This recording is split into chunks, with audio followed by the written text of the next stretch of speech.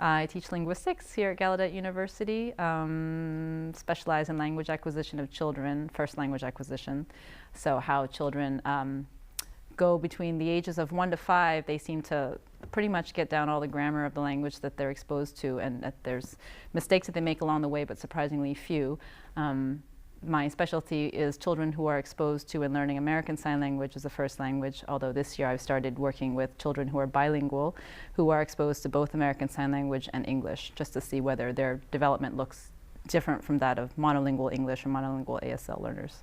I didn't really have the normal training I think that most people in this field have. I went through biology and French as my undergraduate, and then graduated with that and decided that I'd like to go into linguistics, so started graduate school in linguistics.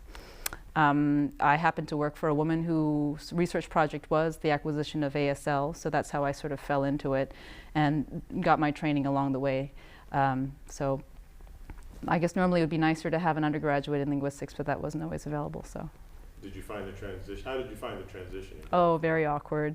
It was, I think that I was naive going into linguistics, thinking that since I loved languages and they were easy to learn, that linguistics would just be a lifelong career of learning lots of languages and having the excuse to do it as much as I wanted. I was getting away from biology because I felt like it was too analytical and there was too much memorization, too much theory.